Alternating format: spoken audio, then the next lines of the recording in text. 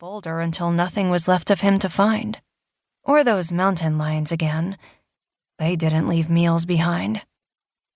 A tragedy. His family should have kept better track of him. This was what happened when you let children explore too far on their own. A 3-year-old, no less. But now, there he was. The news shot switched to a live view of a narrow road overhung with lodgepole pines.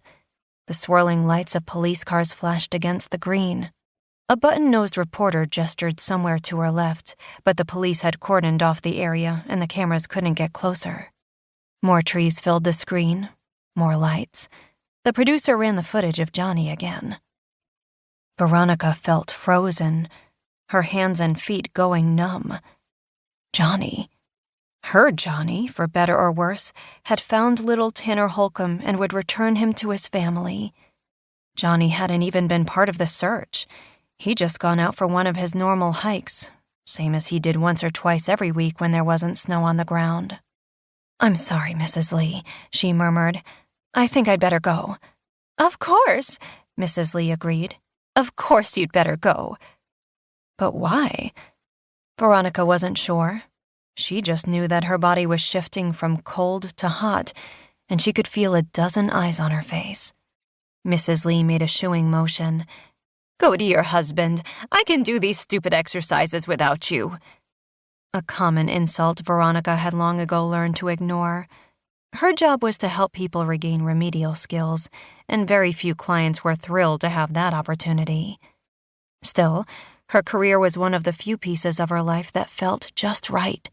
The rest of the puzzle no longer fit back together, the pieces bent or swollen out of shape. She swallowed hard and swung around to leave. The video of her husband was good news. The best possible news. This was amazing. Sweat prickled her hairline. She'd gathered her things and was nearly to the car when her cell finally rang.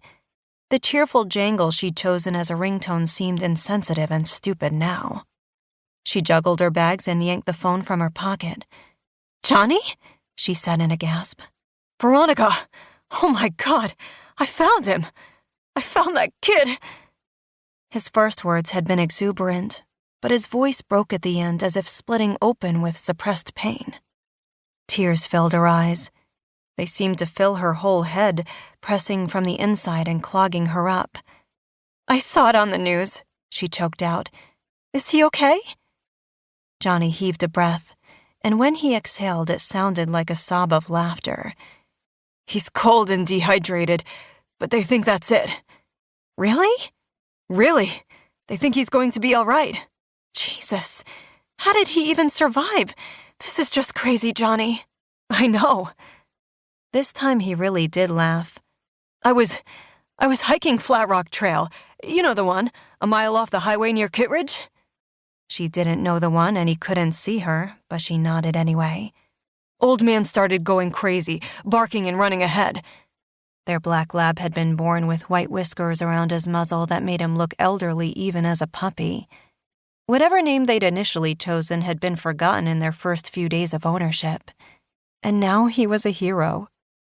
"What a good boy." "I'd never have found Tanner without him." "I'll buy some marrow bones on the way home." "Do it," Johnny said. "He saved that kid's life." "You did," she corrected, happy to stroke his needy ego for once.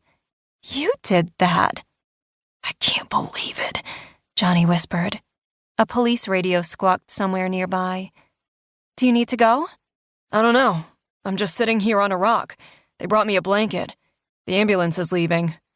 I heard them say the parents are on the way to the hospital already. They'll meet him there."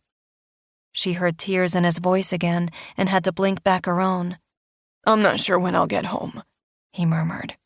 "Don't worry about that. I'll pick up Sydney. I'm not going back to work." She glanced toward the rehab clinic and saw faces in the windows watching her.